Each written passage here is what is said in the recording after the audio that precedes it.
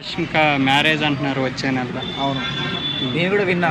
ఇన్ని రోజులు దాచిపెట్టారు. మన తెలుగుళ్ళకి తెలియకుండా ఇన్ని రోజులు దాచిపెట్టడం ఫస్ట్ ఇదే. కానీ మన వాళ్ళకి తెలుసు ఆల్రెడీ, ఎందుకంటే వాళ్ళు పెట్టే బ్యాక్గ్రౌండ్లో ఫోటోలు, వాళ్ళ రష్మిక మందాన విజయ్ దేవరకొండ ఇంట్లో ఉండడం, వాళ్ళిద్దరు ఎక్కడ రిసార్ట్లో వెళ్ళడం అని మన వాళ్ళు కనిపెట్టేశారు ఆల్రెడీ. సో ఇది కొత్త విషయం ఏం కాదని అనిపిస్తుంది, ఎందుకంటే వాళ్ళు ఎప్పుడో పెళ్లి చేసుకుంటారని. ఆల్రెడీ రష్మిక మందానకి చలో సినిమా కంటే ముందే ఎంగేజ్మెంట్ అయిందని తెలుసు.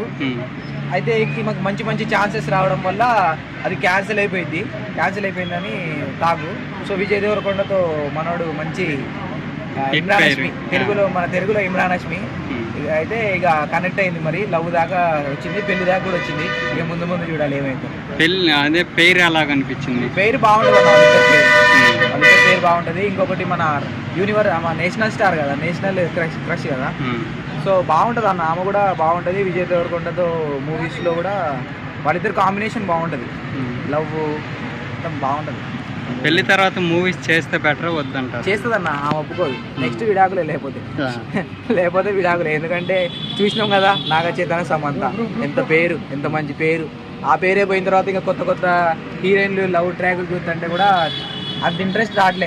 ఎంత మంచి పేరే విడిపోయింది. దానిలోంచి చాలా మంది జనాలు సమంత ఫ్యాన్స్, నాగ చైతన్య ఫ్యాన్స్ బయటికి రాలే.